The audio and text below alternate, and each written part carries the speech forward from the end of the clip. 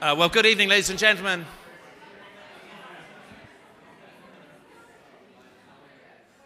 My name's Nigel Bacon. I'm the CEO of the Canada-UK Chamber of Commerce. We're holding this event jointly, of course, with Ivey, and Ivey is a member of the Chamber, and of course it's celebrating its 100th year. So I think a round of applause for its 100th year.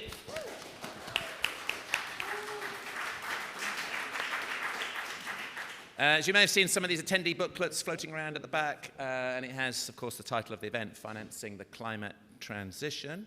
And there are attendee lists inside, so if you need to be introduced to anybody, would like to meet somebody who registered, do contact the Chamber team or the Ivey team. Now, I'm going to hand over to Ed from the High Commission. Here he is. It's the High Commission's building, and welcome, Ed. Here's the Councillor Finance. So, Ed. Thank you. Good evening, everyone, and welcome to Canada House. Au nom du Haut Commissionnaire Goodell, j'aimerais vous souhaiter à toutes et à tous la bienvenue ici à la Maison du Canada. As Finance Councillor here at the High Commission, I'm representing the Department of Finance Canada, and so one of my responsibilities is to follow developments in the financial sector, and sustainable finance is, of course, at the top of the list of most important issues facing the sector today. I don't need to tell anyone here about the magnitude of private capital that will be needed to finance the transition to a cleaner economy. And a key element of supporting these investments is the development of clear taxonomies to ensure investors, companies, and financial intermediaries are able to evaluate the climate credentials of economic activities. So the discussion this evening is clearly on a topic of importance and interest. In addition to creating a clear framework around green investments, government also has a role to play in leveraging private capital to build clean economies and fight climate change. And so, of course, as a representative from Finance Canada, I have to draw attention to Budget 2023, which was tabled in March, which was one of the most important steps that the government has taken so far in the action against climate change. That budget included a new federal toolkit for supporting investments in the clean economy, with a set of clear and predictable investment tax credits, low-cost strategic financing, and targeted investments in programming where necessary to respond to the unique needs of sectors and projects of national economic significance. By making significant investments to ensure Canada does not fall behind at this moment of profound global economic upheaval and opportunity, Budget 2023 is ensuring a clean Canadian economy that can deliver prosperity, middle-class jobs, and more vibrant communities across Canada. I'll leave my remarks at that. Thank you for your attention, and I would like to wish you all an excellent event this evening.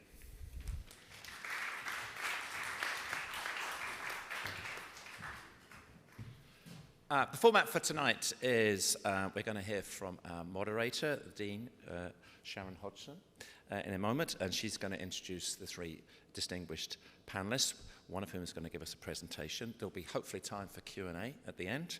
But now I'd like to invite up Jordan Camilleri. He is the Ivey Alumni Network EMEA Regional Lead, and he's going to introduce our moderator.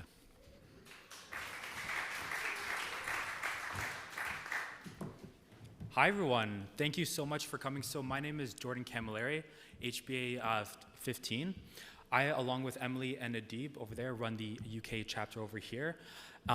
Just want to say thank you for coming over, Dean Sharon, and especially since you've been doing such a big world tour, it's coming over, and our panelists as well for taking the time. We really, really appreciate it, and the having this venue over here. Also want to thank Kathy and Jenny, who have been such an instrumental part in getting this all done and doing all the 100-year celebrations. It is the 100th year, great way to spend it in such a beautiful, iconic venue like this. So without further ado, we'll pass it on. And thank you for everyone for coming. We really appreciate it.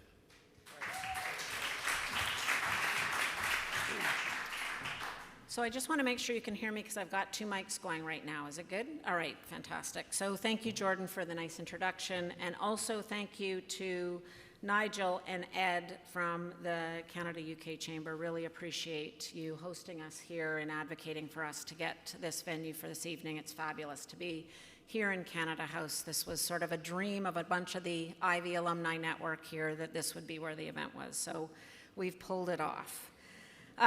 Welcome everybody to the 100th anniversary, and I will say that this is actually a little bit of a special edition of the 100th anniversary. We've done this, as Jordan was saying, in many places around the world.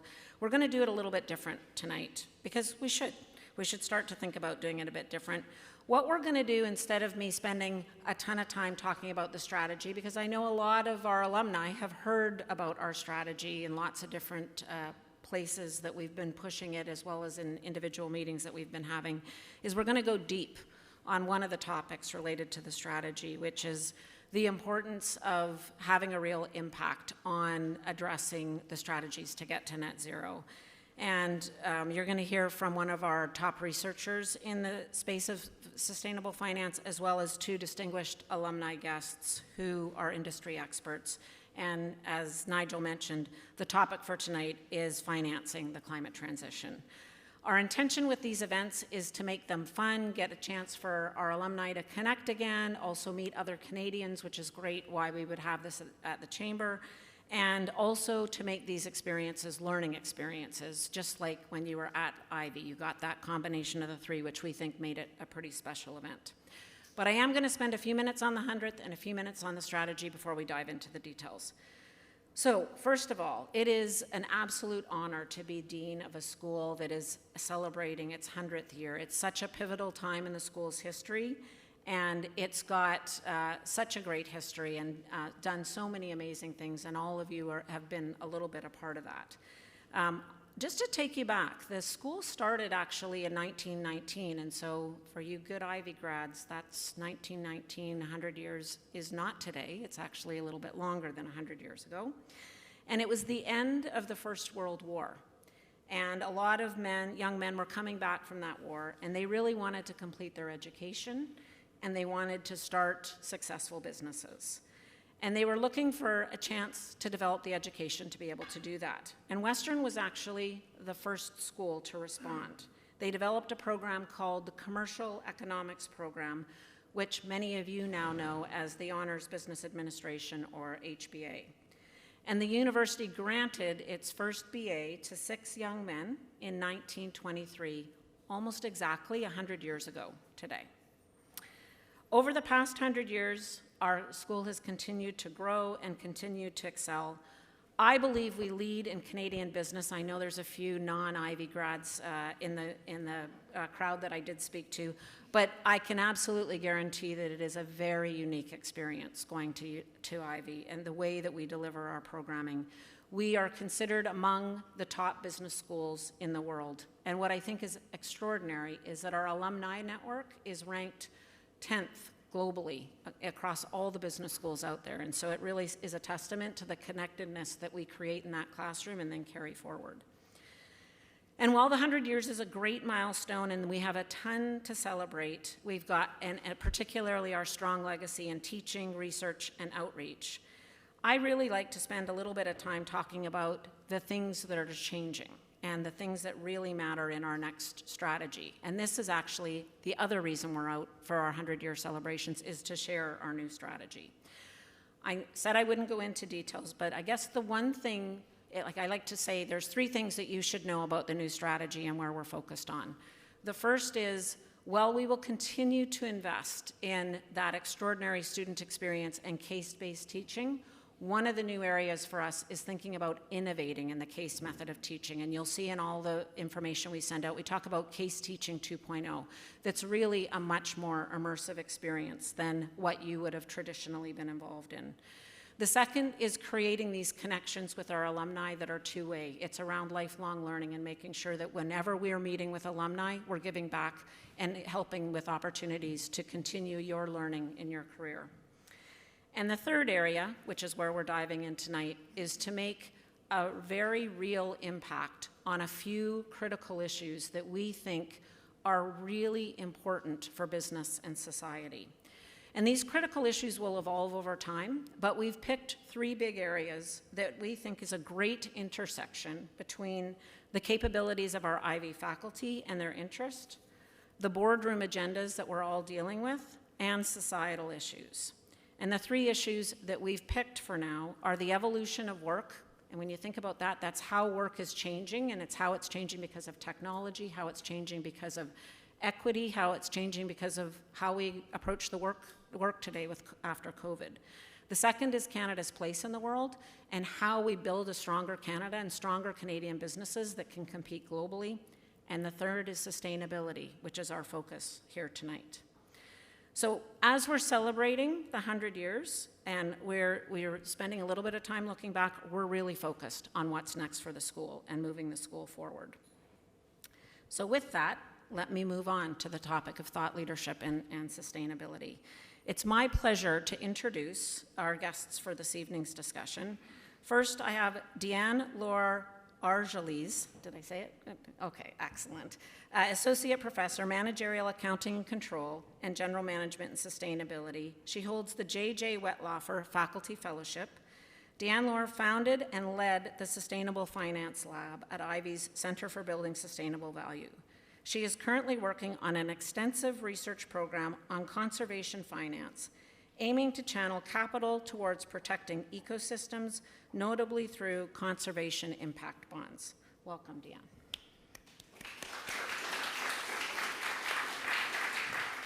Second is Andy Chisholm, or maybe I should now say Dr.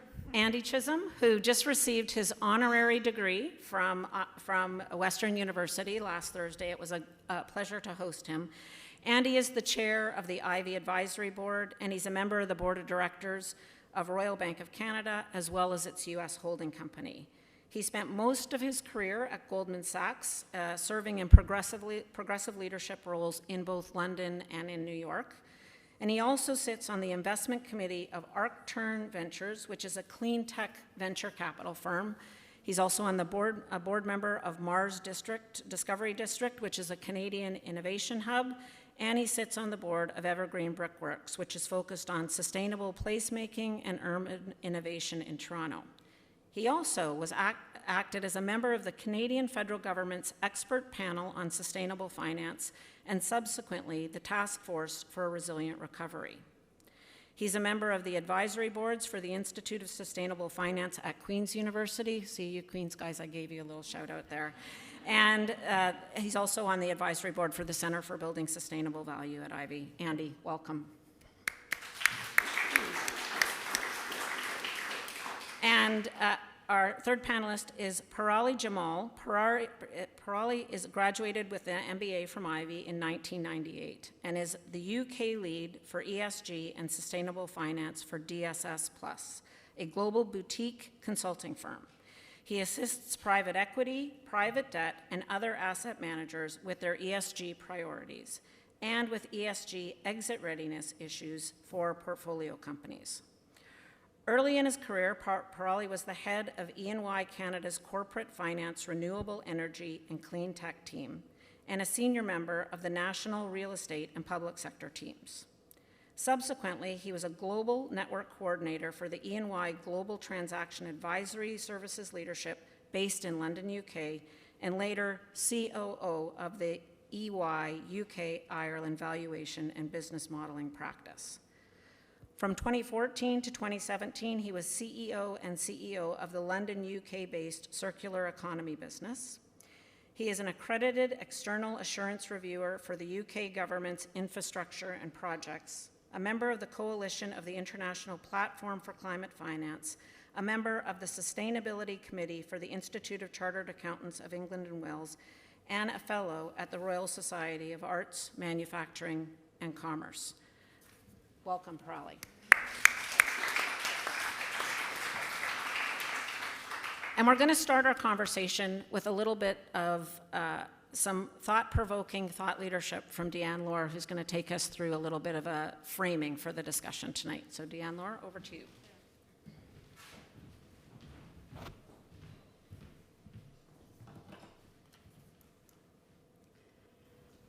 So in 2006, I was a fresh doctoral student and wanted to do a 3-year ethnography of the financial markets. Good timing. And I was full of hopes and beliefs in the financial markets. And by 2010, when I finished my PhD, half of the assets of my company had disappeared. half of my colleagues lost their jobs, and I had a PhD about this crisis. What was most distressing to me was not that my company lost billions. What was most distressing to me is that the bond managers I was working with had been warned for months that the crisis was unfolding. There was information in the form of non-financial criteria, environmental, social, governance criteria, and the financial markets for months, showing that there will be a crisis. But the bond managers I was working with, I was observing because I was doing my ethnography of the trading floor, never dared to put this information into practice. They never wanted to take into account the financial markets society in. So I spent 4 years of my doctoral thesis trying to understand what such a crisis would happen. How come bond managers, they're so well educated, Ivey grads, Harvard grads, whatever you name it, were given information and did not pay attention to it, purposefully refusing it? And my conclusion was simple, 4 years of PhDs, just to conclude that the bond managers could not envision a different society. They had framed the financial market in a specific way. They have been educated in a specific way with specific financial models, in this case, the yield curve. And there was no way this will change. The markets will behave as they've always behaved. And they lost billions. That was the start of my sustainable finance career. So at this time, I decided to commit my research, my teaching, to why financial markets could do and how they could behave, not only to serve society, but how society can shape financial markets. So today I'm leading the Sustainable Finance Lab at Ivey. It's one of the 4 impact labs of the Center for Building Sustainable Value, the BSV Center. I have a team of 10 people, from undergraduate students to postgraduate students, and we're specialized in transition the economy towards a green economy. So we do some pilot project and financial projects with RBC notably to try to invent the new type of financial product for the green transition. But I have a bit of a feeling that was what's happening during my financial crisis thesis 15 years ago repeats itself today. So this is why I'm here, to share my findings and to get some thought-provoking thought to try to make some awareness of what's going on. So what's going on? So in 2009, there were a group of scientists that put a project called the Planetary Boundaries. Really well-known scientists published in Nature, top scientific journals. At the time, they identified 9 planetary boundaries that were made to be safe for the humanity. And you see those boundaries here: climate change, ocean acidification, land use change, you name it, fresh water, okay? At the time, so 14 years ago, 3 thresholds had been crossed, okay? So it means there were 3 boundaries that were no longer safe.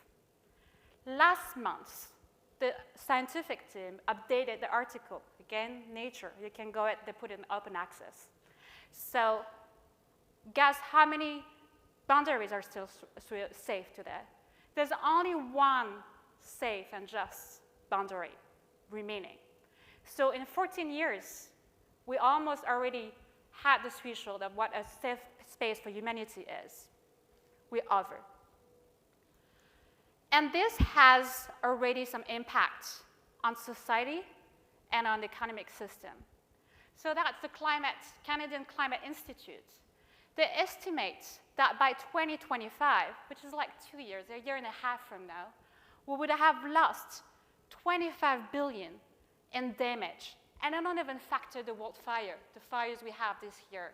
It was continuing. So it was like a low tail. It represents half a year of Canadian growth, economic growth. But what's worse with climate and biodiversity loss crisis is that the losses accrue over time. It doesn't go like gradually. It goes exponentially, okay? So today we have 25. By 2050, we think it's going to be 80 to 103 billion lower. And it's not only a Canadian thing, okay? So in the Eurozone, and I checked the numbers in the UK as well, we estimate that they have 75% of Eurozone companies in bank loans and 72% of UK loans that are exposed to the biodiversity loss crisis. This is the numbers we have right now. And of course, countries are doing things. They have set up targets, you know, and you probably know 3-man targets. You probably know the 2015 Paris Agreement, you know, when they agreed upon a 1.5 to 2 degrees climate scenario, which means that we don't want to increase the temperature by more than 2 degrees compared to pre-industrial levels. Most scientists say we won't reach that. Many scientists are already on the 3 degree, 4 degrees estimate. So we need to act really fast. What they have as well here, you can think at the COP15 that happened in Canada, Montreal was coming. It was a Chinese-Canadian global agreement about biodiversity. And they agreed with the UK and hundreds of countries that they will protect the lands and the waters, 30% of land and waters by 2030. Just for you to get an idea, right now in southwestern Ontario, Toronto, most of the alum here, you know, there's only 15% of land covered by habitat. We need to double in 7 years, 6 years and a half. Just try to figure out where we're going to put the ecosystems in the GTA. So it's good to have targets. It's good that we have policies in place, but we need funding, okay? We cannot have a transition. We cannot have targets if we don't have any funding. And here what's happening right now in the financial markets. In the financial market, we have taxonomies all over the world. So that's an estimate from last year. We estimate right now there's like 30 taxonomies worldwide that are being published or in preparation. Canada as one. Of course, the European taxonomy, we probably heard about it. The UK taxonomy basically is a green taxonomy that mirrors the European taxonomy that is still in the making. So why do you have to pay attention to those taxonomies? Those taxonomies are climate-based setting to allocate the capital towards the green transition. So basically, you're a financier, you're an investor, you want to invest and you don't know what the future looks like, you're going to look at the taxonomy. That's going to tell you where to put your money for the next generation, for the next economic system. So it's quite interesting to see what Canadian taxonomy looks like. Here, an example of the Canadian taxonomy. So in Europe, of course, is less exposed to fossil fuel, although there are some countries exposed to fossil fuel, but Canada is heavily invested in fossil fuels, you know. Doesn't appear as climate friendly, as you may know. So there's something quite unique in Canada, is that in the taxonomy, they do have 2 types of activities. They have transition activities and they have green activities. So transition activities is a way to bring the capital to transition the economy, because we have to be honest with ourselves. We're not going to transition to clean energy in 5 years. We're not going to have the infrastructure, the public infrastructure, everything in 5 years. We need to fund this transition. So that's the taxonomy. It's still under production right now. It's still under discussion, so you can comment if you want, if you can contribute, feel free. What you see here is only one part. When you have a project that's eligible for the Canadian taxonomy, there's a no harm feature. It means that you cannot do harm to other environmental, social, governance criteria, included indigenous rights. There's also some exclusion, no solid fossil fuel production, no lock-in for carbon. So, and the summary is that you're not going to do more new fossil fuel production system. That's what it says, but you can kind of do a transition. That's the taxonomies. But it's not enough, okay? This created a lot of opportunities for markets. So now we have sovereign green bonds, you know, in Canada, in the UK, in Europe. We have what we call climate finance. We have the carbon markets. We have what we call sustainability-linked bonds. We have all our students who want to work in sustainable finance, and their courses are full of ESG in action and so on. But there's a little issue in the way the capital is being allocated. There are two problems. I guess the largest problem is that right now the investors put the capital what we call climate mitigation. So climate mitigation is that you want to reduce your harm. So you want to lower your carbon emissions. That's climate mitigations. But what we need is climate adaptation. We need to change the way we produce. We need to change the way we do business. We need to change the way we're going to relate to the lands. And climate adaptation, for instance, is nature-based solution. So now, if you have like flooding, people or the farmers, they're going to be incentivized to put a draining pipe. This is like a climate mitigation thing. But if you would think in terms of climate adaptation, you're going to think and produce farming differently. You might want to have a wetland. You might want to change your seeds and have a climate-friendly seeds. You might want to anticipate or reduce your supply chain. That's climate adaptation. It's not climate mitigation. So going back to the science, because we're a university and we're science-driven, and the lab is science-driven, if you look at the science and conservation and climate scientists, this is what they tell you. The cheapest and most efficient way to be climate resilient and transitioning is to restore ecosystems. They even say that they have papers published that going to identify the key ecosystems on the planet we need to safeguard right now in the next 10 years to be climate resilient. They even identify the funding, how much it will cost. And compared to the global needs, we're talking about 150 billion for Canada. This is what they want as a transition per year, 150 billion. Right now in 2021, there was 75.5 billion global investment. So you see about the scale. But compared to the scale, nature-based solutions are quite cheap. It's less costly to bring back some wetlands than to build a huge carbon sequestration manufacturing company. So the first thing you have to take away from this is that right now there's an inefficient allocation of capital between what the science says and what the financiers say. And there's a good reason for that. It's because you make much more money by investing in VC or clean energy than you make money on nature-based solutions. So that's what we do in the lab. We really focus on nature-based solutions because we're trying to create financial products that are going to allocate the capital toward nature-based solutions based on the science we have.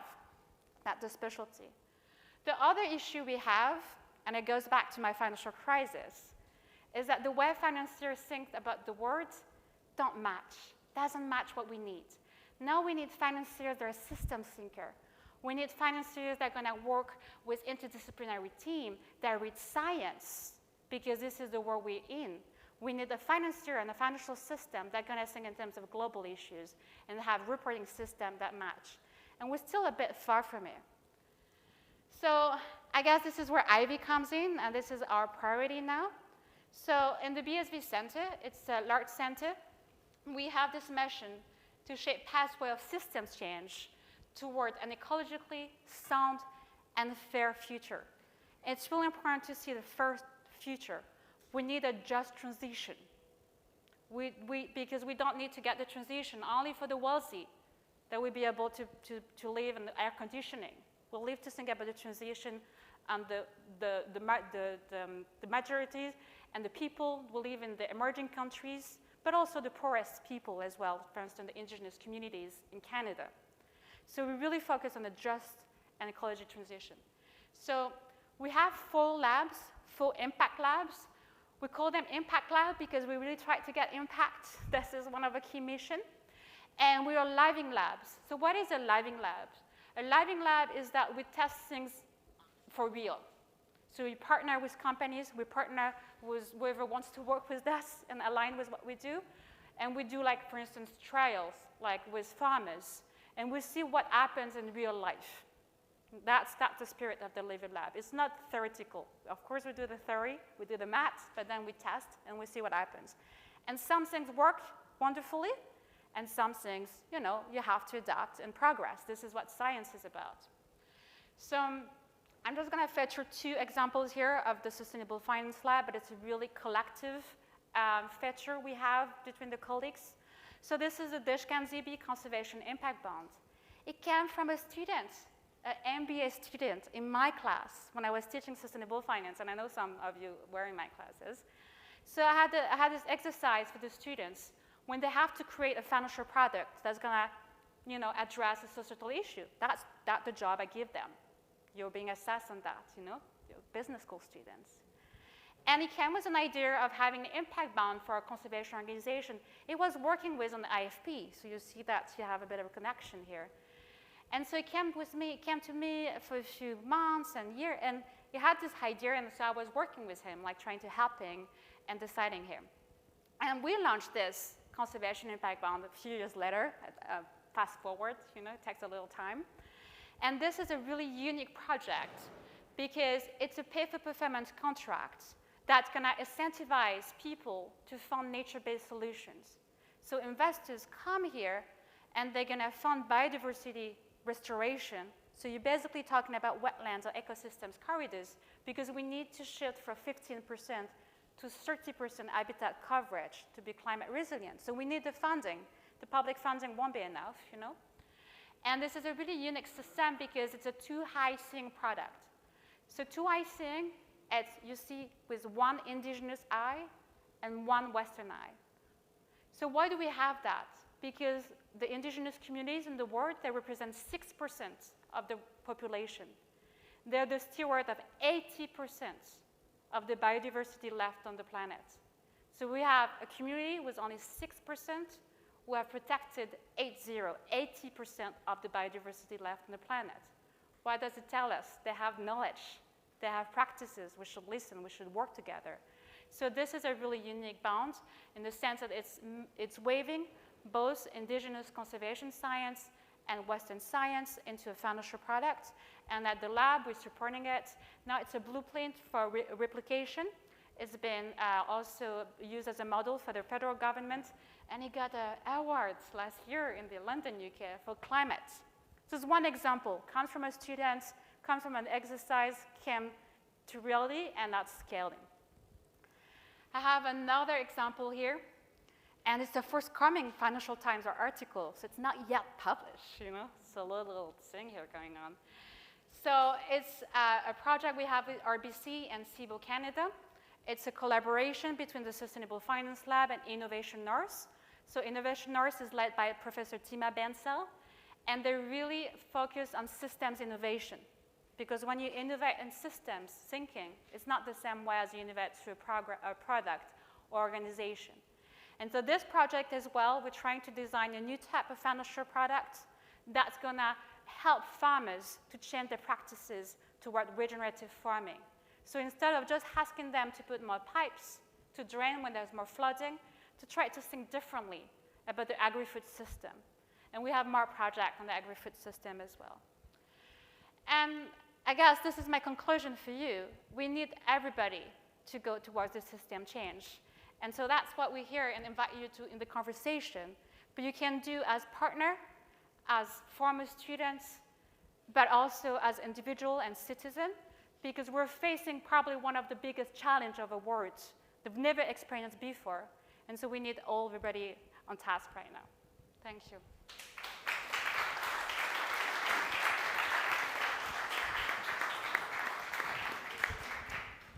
So thank you, Deanne. That was a fabulous sort of preface for this. And if people have questions as we're going through, raise your hands, and I'll try to get to you as we go along. But I have lots of questions here, should there not be questions from the crowd.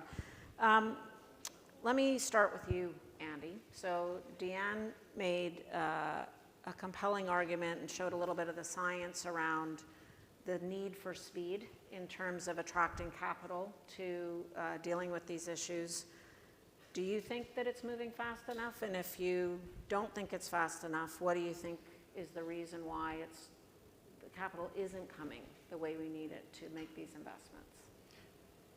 Well, I guess I would say it's clearly not fast enough. We would know if it was fast enough. It's not anywhere near on track. If you think about the studies about the absolute amount of money that has got to go in the ground, basically somewhere around 100 trillion around the world by 2050, 2 trillion for Canada, 2 trillion if you take it on a straight line basis and work it back during that time frame is a heck of a lot more than the kind of money that's getting invested currently. So it's not happening fast enough. Having said that, we all have to expect there's going to be some sort of acceleration in S-curve for all the reasons that we know. But I'd say 2 or 3 main things come to my mind. One is the finance sector is being put in a position, I'm going to be extreme, but is being put in a position right now of being the climate police. And that doesn't work. That only works if industry, i.e. the whole client base of finance, is working in parallel and in lockstep. And if there is not the demand for the finance projects that are going to be aligned with net zero, if there is not the data and the disclosure and the ability of financial institutions to do what they do well, which is assess risk and reward and allocate capital in a commensurate manner, then it's going to be very, very difficult. Being simplistic about it, I would say, what do companies want to do? And this is true of financial institutions as well.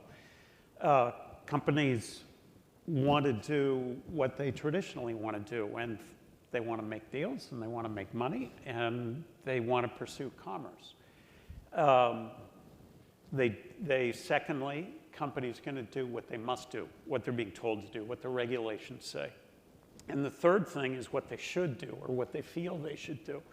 And that what they should do context is in the basis of what their stakeholders tell them they should be doing. So customers and employees, et cetera, et cetera. And on each of those things, we're still lagging in terms of what a company wants to do as a financial institution, get good deals that have risk and reward aligned, and get the demand from their customers for risk-aligned, sufficiently rewarding projects. It's not happening anywhere near the scale. And we can go back to why, and Parali can expand a lot on that, data and disclosure and taxonomies and a number of things. When it comes to what they must do, policy and regulation are misaligned. Regulation is not consistent with the policy. The policy is soft still in many respects. And so there's fuzziness around all of that. And then the third is the stakeholder groups. And I think there is a hardening starting to occur around that, making it more clear for companies what they should do. But there's still fuzziness and inconsistencies. Even on the investor base, and many of you are among the investor base, you might get the climate policy folks who are the head of the biggest funds, and they'll be saying, well, we have to have you aligned with net zero 2050. And then you get to the fund managers, they don't even want to talk about it.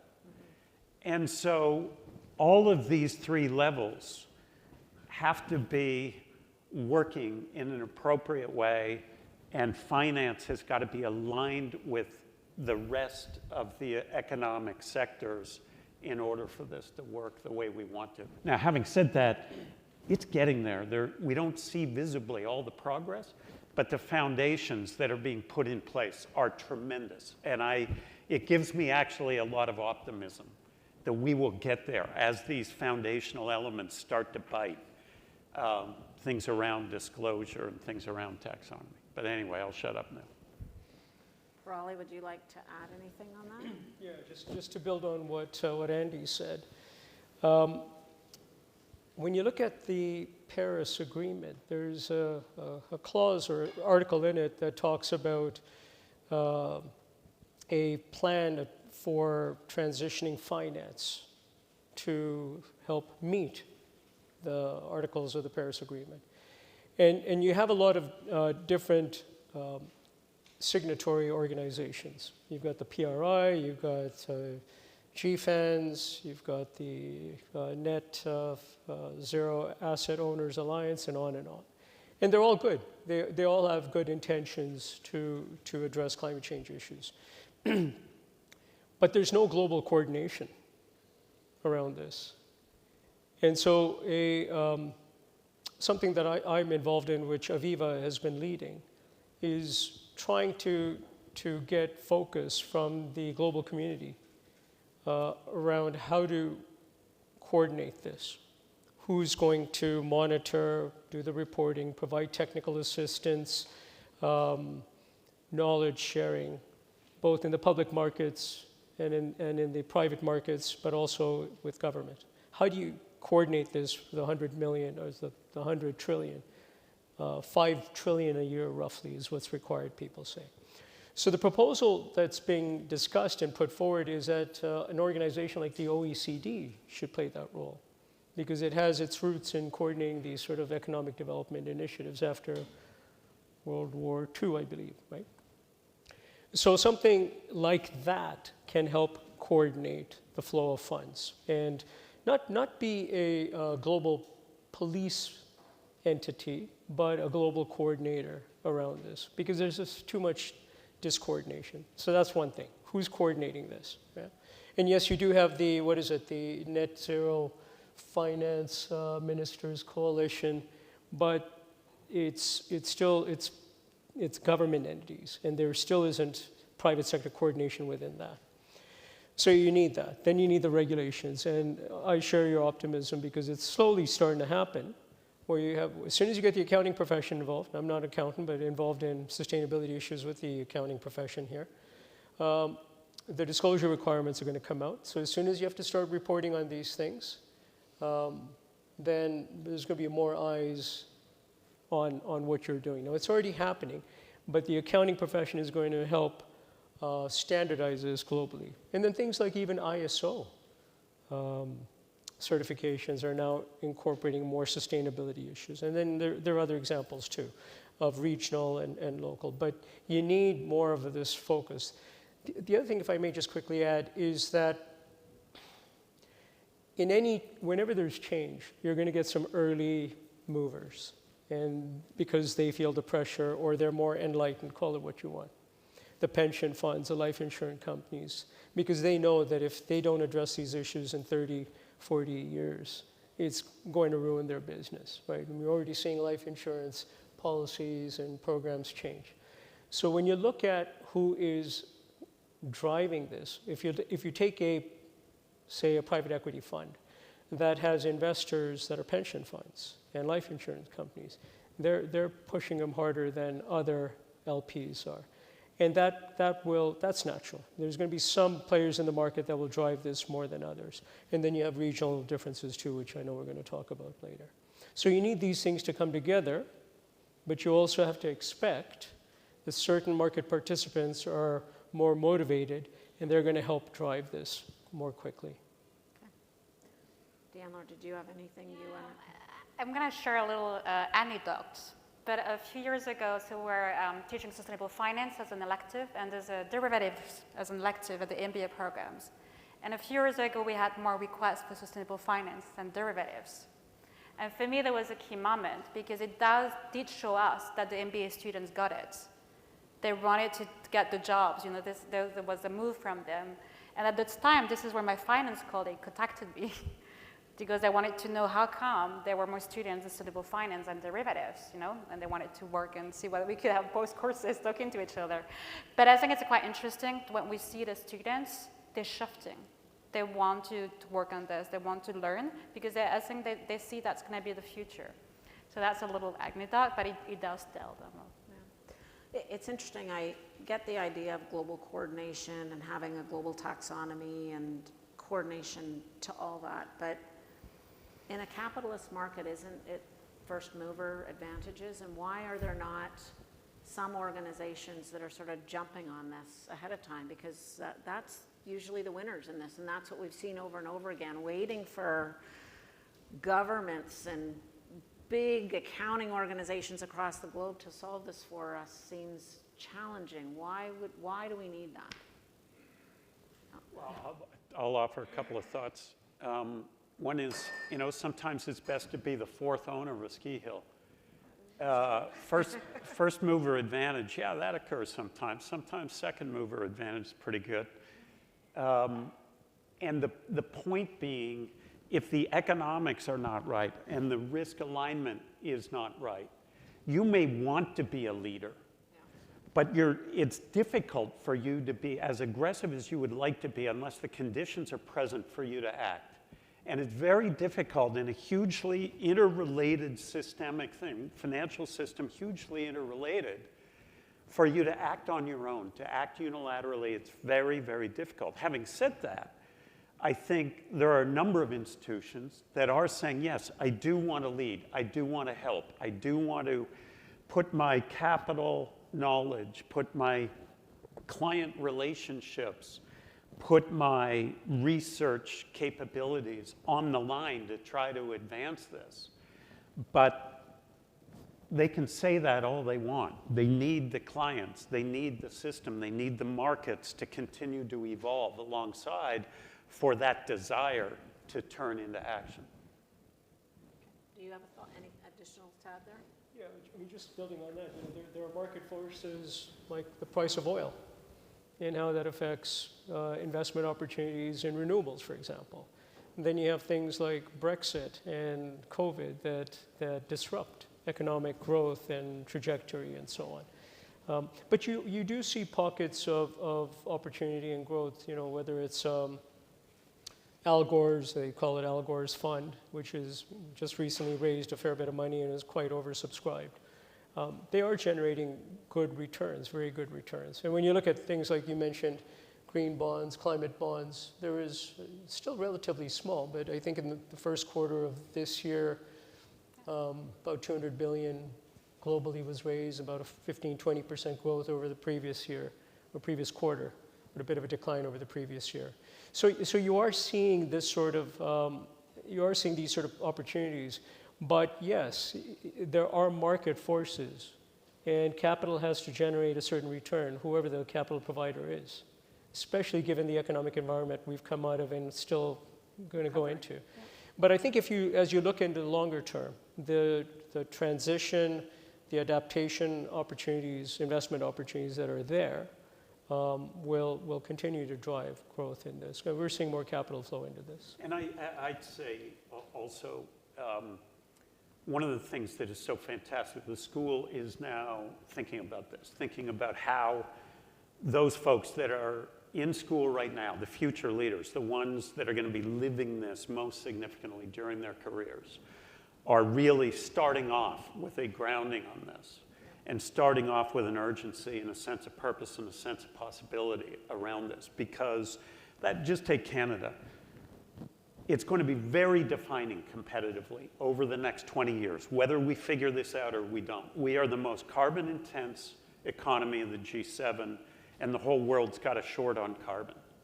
That's not a great place to be if you cannot figure out your transition. We're being way too gentle about our transition in Canada, way too non-strategic about it. And it's very important that we accelerate. And so I think it's fantastic that the school said this is one of those big, huge, important, wicked problems that we want to be in the middle of and we want to accelerate with the students because it's critical to Canada. Yeah, moving to we should get moving on this as opposed to, even though it's not in the regulatory frameworks and it's not in the... It is in our long-term interest for certain. Yeah, agreed with you. So if you think about Canada and maybe the UK and Europe are two different organizations, countries, units that are trying to solve this. And the complexity of the Canadian economy, because it's so heavily aligned to oil and gas, natural resources, shouldn't we be doing stuff at a local level to start to solve this? And how do you think about that locally? Not waiting just for the global organizations to start to build this out, but at the local level, what do we need to be doing? I'll start with you, Andy. Well, I think we are doing a lot at the local level. Having said that, we have to do a heck of a lot more. When I think of local level about Canada, it still has got to be sector by sector, because what's going on in the real estate business is fundamentally different than what's going on in the ag business, fundamentally different what's going on, although it's related, to the energy business, transportation, et cetera. So each of these sectors has got to figure out what is a pathway that can work. How do we get to be, we are now an outsized provider of energy, an outsized player in energy. How do we stay an outsized player in energy after 2050? In ag, we're an outsized player. How do we stay an outsized player once net zero really bites? All these types of things are really critical. And I think there is just starting to be some of these groupings occurring, because Canada's a very collaborative place, we all know, and you can make 10 phone calls and get key decision makers for a sector together. We need to exploit that potential. I know, that I spend time with RBC. I know Micaiah's doing a lot in that, going back to the do you want to? You need to have partners in doing this, with a new initiative in and around real estate and a big initiative in and around ag. And these are the types of things that we can do. Get business leaders together to say, how do we align with government and figure out the trajectory that's going to work so we end up with a bigger piece of the pie rather than a smaller piece of the pie after we're all done with this. So that fits with Canada's place in the world. Another one of our big issues is how do we create great Canadian companies? Parag, do you have some thoughts on this? From a UK point of view, yeah, it's a complicated question, right? It's a complicated issue. You have various factors. I mean, you have to look at what your economy is made of, and job creation and economic growth, and how does that affect climate change issues, and how do you support that, or how do you transition that? But you also need political stability and thinking, constant thinking around it without too many changes politically. And this country has had a challenge when it comes to that, as you know, as we know. And then on top of that, you have issues that Canada doesn't face as much, or at all perhaps, which is the Ukraine-Russian situation and how that's impacted prices here. I think about 45% of our electricity generation is fossil fuel. Now that's been declining and renewables increase, but I think if you look at just electricity generation, Canada is around 70% renewable, and a good chunk of that is hydro, right? So one has to look at the local dynamics, and it's been a bit of more complicated than I think people expected, because you then have Brexit on top of that, and how that's changed policies and prices and a variety of arrangements. If you look at the auto industry here and how that's potentially being affected by that. So it's a tough one, but to try to make sure that your economic growth continues. And I think it has to be very localized, and clearly you need political determination around that, and commitment and conviction. We're starting to see that, but we're also starting to see here a lot of frustration around that. Canada's had frustration, but consistent government. We quite haven't. We've had one government, but we haven't had consistency. So it's a little hard to get into some of those details, but you need those things in place to have a level of consistency. The last thing I'll say on this is, on a practical level, I've dealt with the cabinet office here, the central part of the government that coordinates some of the prime ministers and cabinet's initiatives. About 3 years ago, I was talking to a senior person in it about some work that they needed done.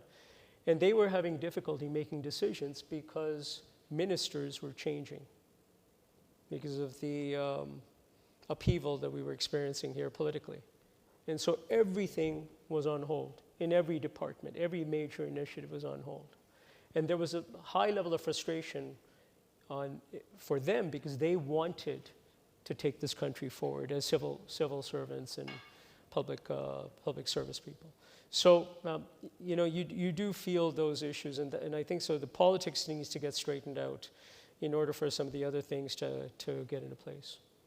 Yeah, that's not a hugely optimistic view, especially when you think about the polarization of politics right now, and that we're shifting back and forth in a lot of governments, and stability being a necessity to actually move this forward then becomes a huge problem. Do you have some thoughts on this? So I think as a higher education organization, we kind of a bit of the cutting edge with research and education. So we're probably trying to train the students and the professionals through executive education as well, what's going to look like tomorrow. And so the basic issue we're facing right now is that the financial models, I'm going to go back to sustainable finance, they were invented last century. And they were based on risk and diversification, as you all know, probably with portfolio theory. And so they were based on the fact that if you move geography, or if you move sectors, you're going to hedge your risk. This is no longer the case. Now we are on a systemic issue when we have a climate risk, biodiversity loss crisis. So we need to think in terms of systems. And that's a problem of the coordination. So for instance, I'm just going to share what we do now. I was making a little joke about the derivatives course, but that's true. Now the derivatives and us, we speak together. Like we teach at the same time, and we coordinate, to get a sense of the students. But we also have a project now we can share at Ivey, in the BSV Center. We decided to rely with engineers, climate scientists, and people on campus, but also other universities, to have a large project, a randomized control trial of farmers when we do a large intervention about addressing fragmentation. So basically bringing more cooperation within the agri-food industry to cooperate and change the farming practices. And we do that, but we don't do that alone. We do that by working with other universities and other departments, including biology and indigenous office and so on. And I think this is what we should do, what we do right now at the school level, opening, being interdisciplinary, systems thinking. We teach as well, we coordinate across disciplines. I think this is what the world should look like tomorrow. And so financiers should investigate and work with other disciplines as well. So the cooperation, that should also happen also in the mindset. So we need to teach people different ways of seeing the world and also invent new tools, new models, new management practices that is on core and the century we're in and what we're going to face as challenges. So I think this is what we play. And so I'm quite optimistic because I think this is what we do, but it's going to take a little time though. So it's interesting you've raised the same thing as Andy raised, is that you kind of have to attack this industry by industry and look end to end across the industry and all the participants in it to actually start to drive a lot of this change. Yeah. Okay. Can I add something to this? Yep. So I've worked with a lot of industry alliances. And when the financial crisis hit in 2008-9, a number of them came together, people in the same industry came together. We prompted this thinking. They came together and said, well, look, there's only so much we can do relying on government and the economy to turn around on its own. What can we do? Come together, share knowledge, bulk buying, new investment opportunities. And they got quite creative, whether they were dry cleaner owners, hoteliers, even lawyers, care home owners, and so on. And so to the points that the two of you are making, yes, I'm not at all suggesting the business should just sit there and wait for government to get things done. It is a big issue, though. But the private sector and others are mobilizing, but they need some pathway opened up for them. I'm just going to add one point here. So in the UK, they want to do this financial center and net zero. It's a kind of a strategic move. They estimate that by 2030, there will be £1 trillion of pounds needed to get the transition, supply and demand by 2030. So there's huge opportunities. Like there's people think we need to compete, but we can have a larger pie by cooperating, and people become richer and richer. And this is what we tell maybe my students went to fish bank games when you all have to fish, And we tell the students, don't overfish, you're all gonna go bankrupt, And it's a bit of the spirit. So we can have a bigger pie if we coordinate and everybody's become richer and ecologically more sound. But that takes a change of mindset as well. But just to give some numbers, it's a huge number. Many opportunities out there, yeah.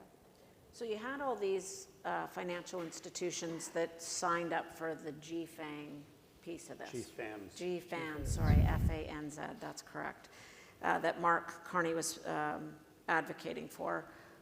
But when we're talking about, I mean, banks don't emit. They are financing this process. So what do we do to get them to engage in this process and get them to participate in helping to drive the change? Yeah.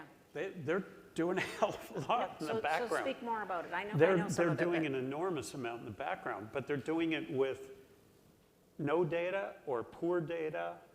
They're doing it without forced disclosure on the part of the companies that they're being asked to deal with. And this notion of financed emissions means, you know, it's effectively scope 3 in technical jargon.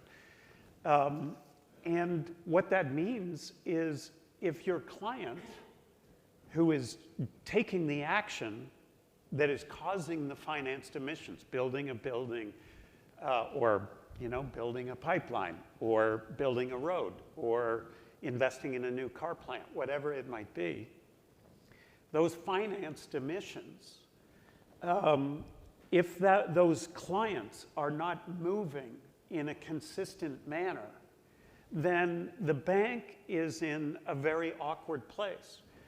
Especially in Canada, where it's highly concentrated. You got 6 big institutions financing the economy. And so what are they supposed to say? No, I'm not going to finance the economy because it's too carbon intense. Or we would really like to help the transition, but that transition amongst the sector by sector is not moving fast enough. Yeah. Or to be in a position that you're saying, yes to you, no to you, which again is an awkward place to be if you don't have good data and you're not making it on sound principles. And so in order for all this to work, and there are rules for, again, not to get wonky on it, but the GFANZ, which includes the Net Zero Banking Alliance, there's 3 others, insurance and asset owners and asset managers. But for the banking, these financed emissions, it's governed by something called PCAF, and PCAF is setting rules as to how do you determine financed emissions. But in doing that, if the PCAF rules say you need to disclose scope 3 being, your financed emissions of your clients' emissions, or even their scope 3 emissions, the derivative, then you're in a really tricky place if they don't have the data. What are you supposed to do in terms of disclosure? When it gets to your risk committee and you're saying, well, do I do this where I know the risk, or do I do this where I got no clue what the risk is because I got no data to assess it? These are very tricky things, so the whole system's got to work. So the taxonomy needs to be embedded. The taxonomy's got to be embedded. Disclosure has got to get forced. Companies themselves in all of these different sectors have got to have their own net zero plans, and then the bank is in a position to say, great, let me help you accelerate that plan. Let me help you execute on that plan. Yeah. Either of the two of you have comments on that? Yeah, we're about, it's my guess is we're about 5 to 10 years away from getting that critical mass of regulations and activity coordinated, where the data, where the service providers are there, where the regulations and disclosure requirements are understood. They'll get implemented between now and then, but it's going to take it's going to take some time, because when you look at SFDR, the Sustainable Finance Disclosure Requirements, as some of you may be familiar with here in Europe, and SDR that's coming out here, they're still going through revisions even after they've issued them. So it will take a little bit of time. And anyone that's dealt with regulations, whether you're in banking or law or accounting or any other industry, you know that when new regulations come out, it takes time for them to kind of settle. So that's one thing. I don't know about the private debt market in Canada, but here it's grown quite a bit. And so you're getting, and we have, I have a couple of colleagues here, and as they know this, we have private debt clients. who need ESG work done. And what motivates them, primarily the ones that really are keen on it, are their sponsors, their private equity partners. The private equity fund will go in, make an investment, they need debt. Typically it's not a bank, it's a private debt provider. We've got to implement ESG because our sponsor client is keen on it. Why is your sponsor client keen on it? They've got a Northern European pension fund as an LP, usually. Usually that's an answer, and it's a good one. And there's other reasons sometimes. But that's a key driver, and that's growing. At the same time, you're getting SFDR and other regulations, SDR here, coming into effect, and then the disclosure requirements. So as I said earlier, you have some pockets of the market which will drive this more quickly. Others will follow, and the disclosures and other requirements will kick in. The banks want to do this, but data and other issues are there. And I don't want to give the impression that a big chunk of the private debt market is there, because we also have some private debt clients that aren't as motivated. But again, I think in 5 to 10 years it will. And the other thing, just to end on this point, we see this. I'm sure we all see this. There's a risk and an opportunities calculation here. If you don't do this and others are doing it, it affects your valuation. Yeah. Now, so it's not a nice to have, it's a valuation issue and a risk mitigation issue. And if right now, if the answer is, well, you know, the people we compete with for these investment opportunities, the other private debt, the other private equity firms, they're not that keen. We're going to lose out on some opportunities because we're more ESG focused, and we're going to require certain terms and conditions that may cause us to lose the deal. Okay? Say, well, you've got to figure out that right balance. But when you think out 2, 3, 5 years, do you think that landscape's going to change? So if they want to go in right now and take a risk on that, they will pay for it later. So you might as well look for other opportunities, unless if your investment horizon is different, because everything is moving in that direction. And a lot of them are saying, yeah, you know, our calculations, our assessment is changing because of ESG. We're rescanning the market. So. Yeah, I think that there's no lack of capital. There's a lot of money in the markets. And so typically green bonds or, for instance, a conservation impact bond, they were typically oversubscribed. We had to turn down investors. So I don't think it's a lack of capital. It's a lack of probably financial products that are willing to welcome the capital at scale.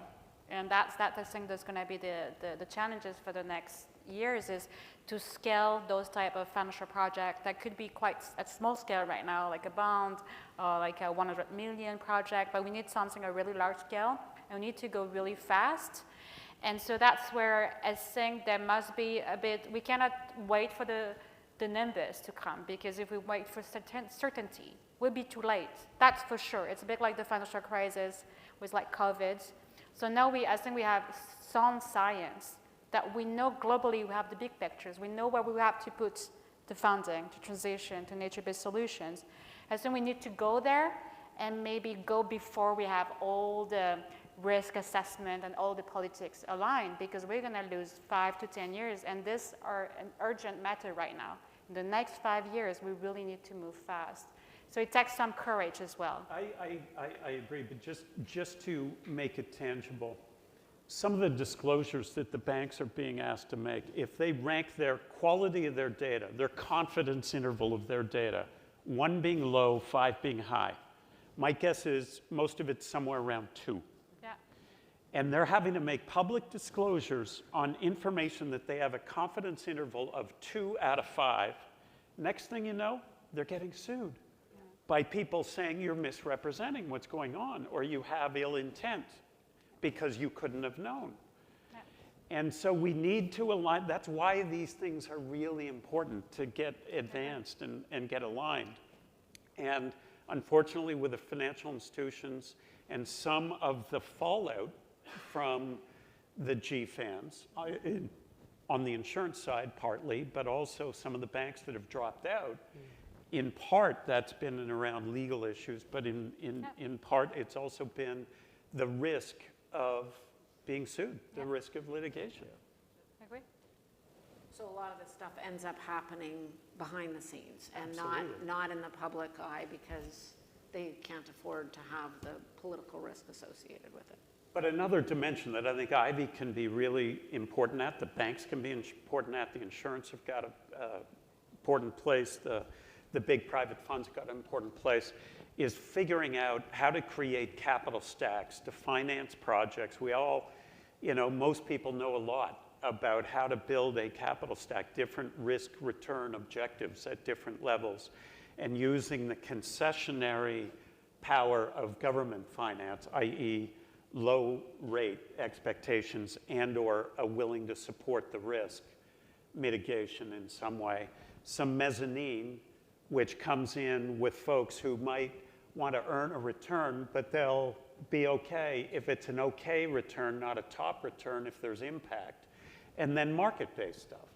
And figuring out how to create these capital stacks so that these projects that are tough to get going and tough to get introduced into the market, to make them workable for the normal capital reflexes. And I think all of us who are in the finance industry got a role to play. Ivey's got a role to play. The bank's got a role to play. The funds have got a role to play. And we can do it.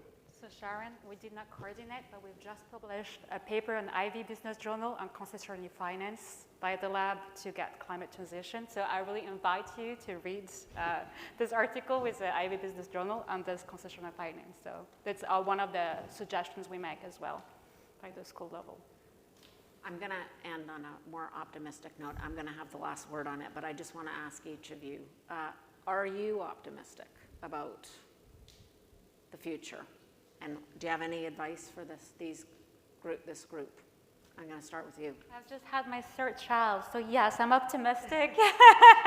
I trust the young generation. I think I've seen that. I've been teaching for almost 20 years now, and I think the forthcoming generations is amazing. They're bold.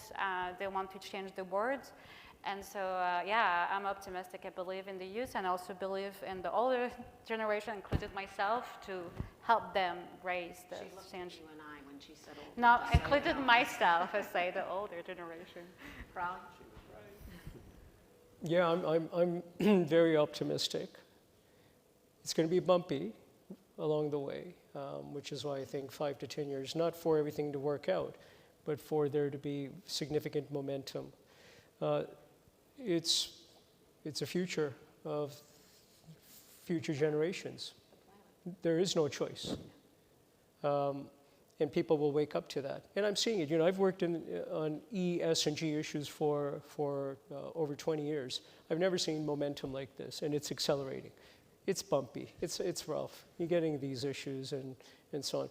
But actually, the lawsuits that go to the banks, kind of a good thing in some ways, because it's at least someone's paying attention, right? Yeah, I think they're also kind of pulling a fast one, knowing that there's some limitations there. So I do think there is optimism. The other thing also is that, just at a high level, humans are resilient. We take ourselves and the world around us for granted. But when we wake up, and we're waking up. We're genuinely starting to wake up. So yes, I am quite optimistic. I share that 3 for 3.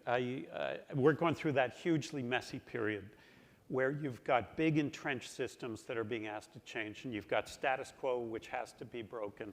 Whenever you're in that situation, the path of enlightenment versus traditional patterns is really difficult to crack. But the flywheel is starting to move. Just the fact that you're sitting here talking about your new strategy and incorporates this stuff is a reflection of a much broader aspect that is taking place. And this flywheel is moving, and we all know how much has been achieved the last 20 years in other fields. You just think, if we apply that kind of acceleration to this problem, there's grounds for tremendous optimism. But you asked, what should everybody in the audience do? I would simply say, it touches everybody, not just as a human. It touches everybody as a business person in some fashion.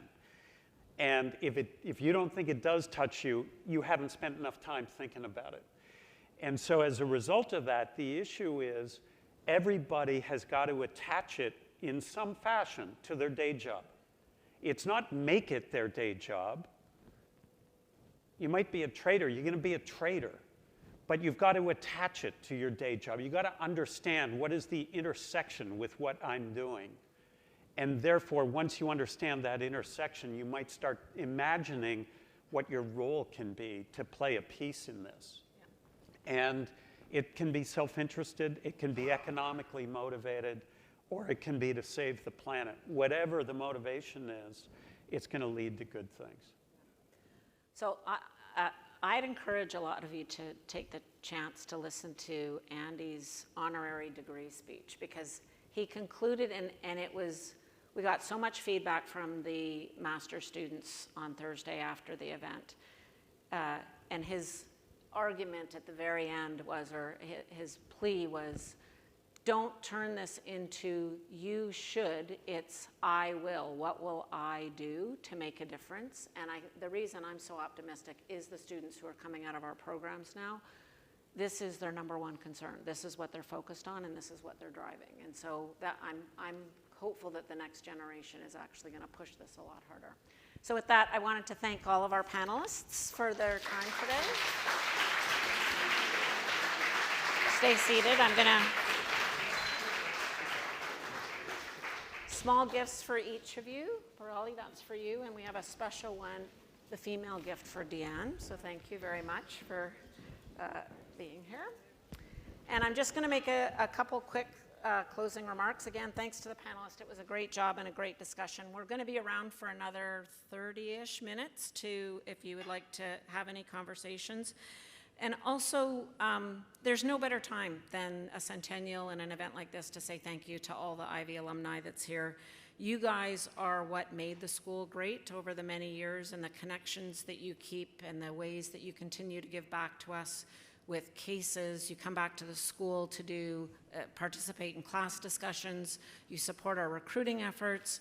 And you also are generous with your philanthropic dollars, and we're very, very appreciative of all the work that you do for us and on behalf of us. And we're hoping that events like this start to bring you into the network and more, and think of these as learning opportunities as well as not just connections. So on that, I'm going to say thanks to everybody tonight. Thanks for the Chamber for hosting us. Happy 100th to Ivey, and looking forward to the next 100 years. So thank you very much.